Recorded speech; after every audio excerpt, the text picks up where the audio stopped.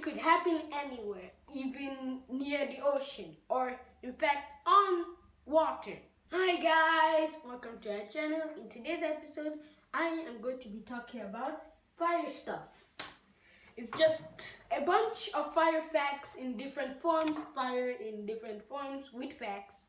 Yeah, it's technically just fire. This video is going to be about fire. Now, let's start the video. So, as we all know, fire is one of the stuff that you grew up learning. So, it first starts very, very small. You first need something to light it or to start it. Probably a source of energy, like wood. Or you would need a match or a matchbox to start the fire. So, once you got this source, now the next part of making a fire is going with oxygen. Oxygen is going to help the blaze become bigger, spreading it all across with oxygen and air, pushing it across the particular source of energy, also making the flame bigger and bigger and bigger.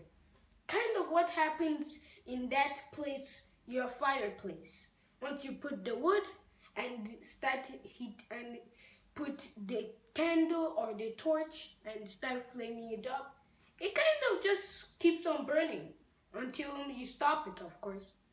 Once this oxygen supply or the thing which its source have, died or like turned into charcoal, it cannot burn anymore, which means that the fire stops, and that's how to stop your fireplace. But sometimes this thing could get a little big, and by little big I mean a lot big. This kind of fires could be called house fires, wildfires, or some other names depending on where it's happening. Like house fires dependingly happens in a house, and wildfires happen in the forest or somewhere where wild animals and wild creatures live. Like forest fires and wildfires are almost the same thing. And firestorms, which are kind of thunderstorms. This time the sun is now fire. So yeah, that's kind of most of the fire stuff you need to learn. And I'm going to teach you all about each and every one of them. Let's start with house fires. So let's say you forgot to off your stove. The stove was kept on all night. And you forgot and remembered the next day that, oh no, I did not off the stove. This is a problem. But you already forgot that it was still on fire. Meaning that the fire already probably, became bigger because of all the oxygen which surrounds us and lets us breathe. So it's going to just make it bigger and bigger and bigger.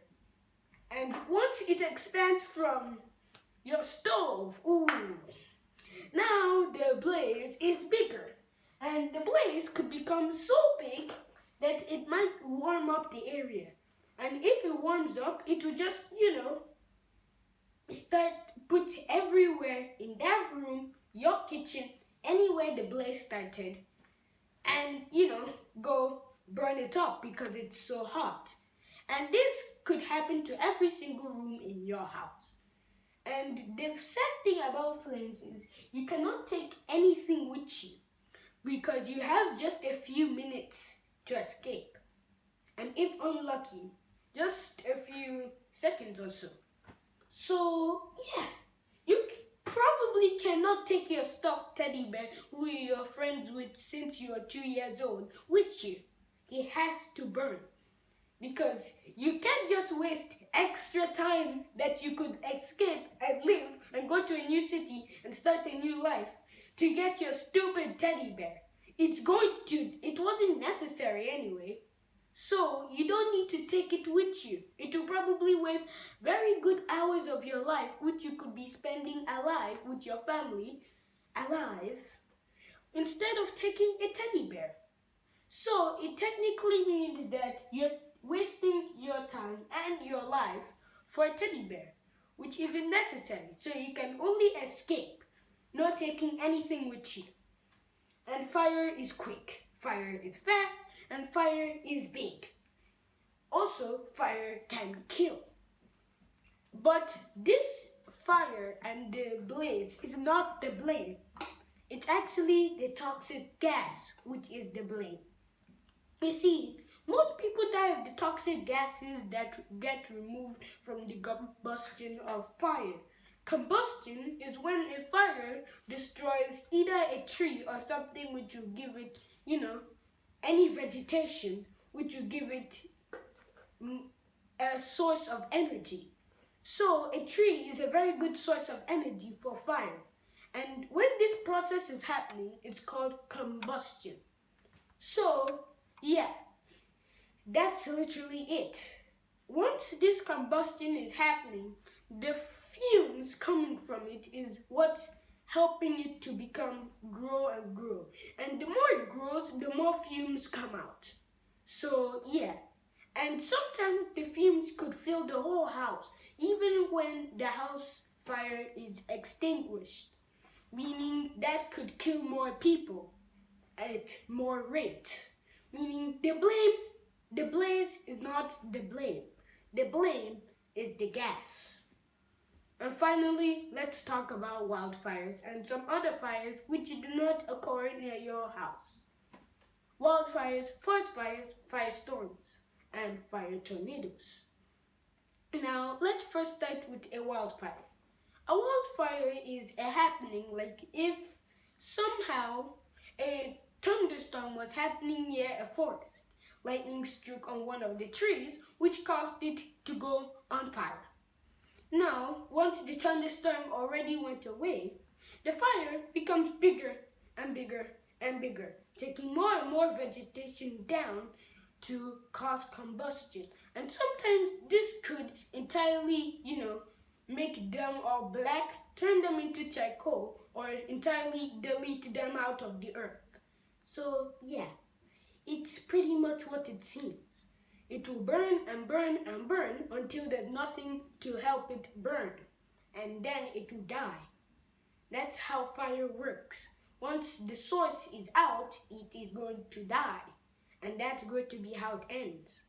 So, is there any way to prevent this?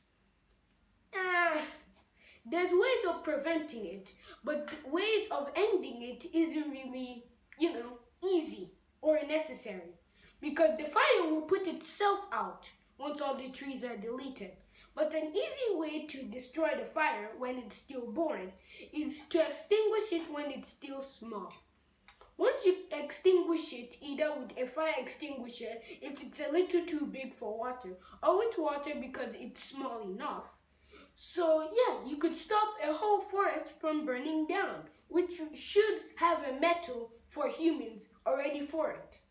And people are trying to protect the forest. So another way of protecting nature is stopping wildfires. And now, on to the next one, firestorms. Now, firestorms don't occur a lot. In fact, they're very rare. And this is how they occur. So, how thunderstorms occur is when the sun brings some rays to the earth and heats up the earth. This warm and moist air meets with cold air and starts, moving in with each other. And once this keeps on happening, it starts some small molecule kind of small baby cloud to form. And once all of these baby clouds form into moist, dense, watery stuff, then it becomes bigger and bigger of a cloud. And once this cloud is towering enough, then it will start lightning, rain, and some others. But they could stay for an hour or less. A firestorm could stay for 12 hours or more. And let me explain how a firestorm works. To make it simple for everybody who is watching this video, it's literally like this. The sun is now replaced with a wildfire or a forest fire. Yeah, that's how it literally works. So It heats up the ground, which then mixes up with cold air, which makes towering clouds and starts rainfall. But then you're like, yay, let the rain rain. It will go destroy the fire, right? No, it will die. You see, the fire will evaporate it before it even touches ground. So it literally means it's going to stay forever until the trees die. And then once the fire is dead, it will also kill the fire. It will also kill the storm with it. And if by some chance air could push the thunderstorm to another area, yeah, it will just start a new fire, and then there will be multiple fires, just like the Black Saturday blaze in, Australia. And it burnt almost everywhere, from one firestorm to a bunch of them almost all around southern Australia. Which means one firestorm equals multiple firestorms. And if one isn't taken out easily, then who's going to extinguish the rest? So we're supposed to prevent this, right? We can't really prevent it. There isn't really a way to prevent it right now. So yeah, for now we got to get used to the rare happening. And hopefully it won't happen again. Now to our next one, fire tornadoes. So everyone remember fire plus tornado equals a fire tornado? That kind of stuff you used to think as a kid. This kind of stuff you used to draw as a kid. Well, they actually exist. Fire tornadoes is when rapid air keeps on moving with a tornado from the ground going up. So here's how it starts.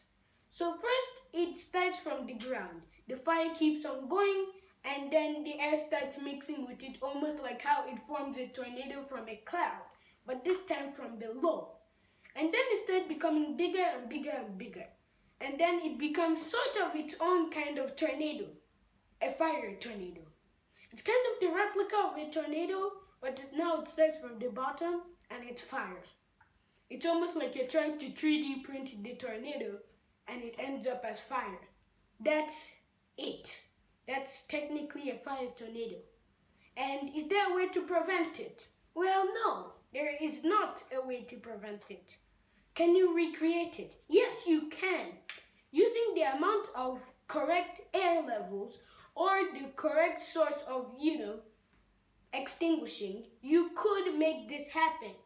With the kind of air you blow to it, you could make a replica of a fire tornado. Not exactly like how they look like in real life, but pretty much the same how they act in real life. So yeah, that's fire tornadoes and a bunch of other fire facts. Now, do you want to learn how to escape a fire quickly? Now, this is going to be the most skilled thing you must learn when you live somewhere which is near a fire hazard. Now, first, you need to be very, very silent. You need to be silent enough that you could hear the smallest barks from your neighbor's dog. That's how silent you should become. You should be able to hear any sounds, mostly the fire alarm, so you will know if there's something happening or if you need to evacuate. Next, evacuate. If the fire actually is happening, you can either extinguish or evacuate. But if you are not the person who had the extinguisher in your house, or you are a little kid and you don't know how it works, well, you could just assure your parents, talk to them, tell them about the noise thing and how the siren was ringing, and they will escape. Nextly, you get out of your home. And finally, do not drive away from the fire. Okay, that's the worst thing you could do in this situation. You see, gasoline, which a few cars use as their fuel, is highly flammable. And that literally means you're going to, if the ground is kind of getting on fire, you're going to just get your car burnt and burn you guys dead. So, the worst thing you could do in this situation is get hop into a car and drive away from the fire. So you should run away from the fire. No looking back, no. So now that's how to survive a fire. That's some fire facts for you. There are some fire scenarios, and also the blaze is not the blame. Please like and subscribe and share this to your friends and ring the notification bell for more of our videos. And bye guys, and have a happy day.